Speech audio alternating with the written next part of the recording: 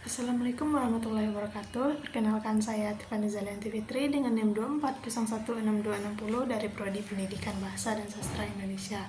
Nah, kali ini saya akan menjelaskan unit 6 yaitu diplomasi dan hubungan internasional Indonesia. Indonesia memiliki peran penting dalam hubungan internasional dan perdamaian dunia. Sejak merdeka, Indonesia berkomitmen untuk ikut menciptakan ketertiban dunia berdasarkan kemerdekaan, perdamaian, dan keadilan sosial. Adapun politik luar negeri Indonesia, landasan utama hubungan internasional Indonesia adalah politik luar negeri bebas aktif. Bebas berarti tidak memihak blok atau kekuatan tertentu.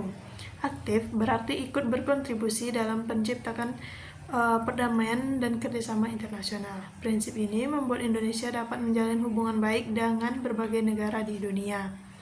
Adapun peran Indonesia dalam perdamaian dunia adalah salah satu kontribusi penting di Indonesia adalah menjadi pelopor gerakan non-blok GNB pada tahun 1961. Tujuan GNB ini adalah mengurangi ketegangan perangan dingin, menyuarakan kepentingan negara-negara berkembang, menjaga kedaulatan dan kemerdekaan negara anggota. Selain itu, Indonesia juga aktif mengirimkan kontingen Garuda dalam misi perdamaian Perserikatan Bangsa-Bangsa (PBB) ke berbagai negara yang mengalami konflik seperti Lebanon, Kongo, dan Sudan. Peran Indonesia di ASEAN. Indonesia merupakan salah satu pendiri ASEAN pada tahun 1967.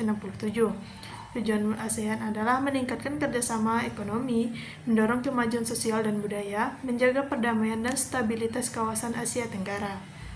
Indonesia sering berperan sebagai mediator dalam berbagai konflik regional untuk mencapai solusi damai melalui dialog dan konsensus. Diplomasi kemanusiaan. Indonesia tidak hanya aktif dalam diplomasi politik, tetapi juga dalam misi kemanusiaan global. Bentuk kontribusinya antara lain mengirim tim SAR saat terjadi bencana, mengirim tenaga medis, memberikan bantuan logistik kepada negara yang membutuhkan.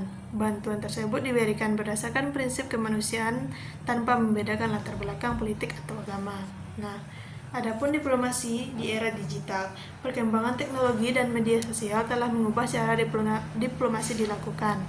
Peluangnya memperkenalkan budaya Indonesia kepada dunia, mempromosikan pariwisata, menyebarkan informasi positif tentang Indonesia. Nah, tidak hanya itu, tantangannya pun ada, yaitu penyebaran hoaks dan disinformasi, persaingan informasi di media sosial, kebutuhan komunikasi yang cepat dan transparan. Karena itu, diplomasi digital menjadi semakin penting dalam membangun citra positif Indonesia di mata dunia. Nah, adapun tata bahasa penting. Yang pertama, konjungsi tujuan digunakan untuk menyata tujuan. Contohnya, Indonesia mengirim pasukan perdamaian agar dapat membantu menjaga ketertiban dunia. Yang kedua ada konjungsi konsesi, digunakan untuk menyatakan pertentangan. Contohnya, meskipun menghadapi berbagai tantangan, Indonesia tetap aktif dalam misi kemanusiaan. Yang ketiga, konjungsi sebab akibat. Contohnya, Indonesia aktif dalam ASEAN sehingga stabilitas kawasan dapat terjaga. Nah, dari penjelasan tadi, dapat disimpulkan bahwa Indonesia memiliki peran penting dalam menjaga perdamaian dunia melalui politik luar negeri bebas aktif.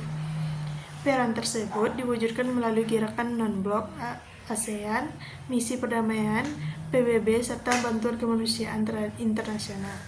Di era digital, Indonesia juga perlu memperkuat diplomasi publik agar mampu menghadapi tantangan global dan membangun citra positif di mata dunia.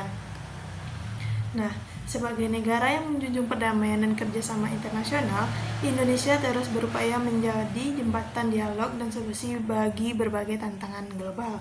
Dengan diplomasi yang aktif dan konstruktif, Indonesia dapat memberikan kontribusi nyata bagi dunia yang lebih damai dan sejahtera. Nah, itu saja dari unit 6. Sekian dari saya. Assalamualaikum warahmatullahi wabarakatuh.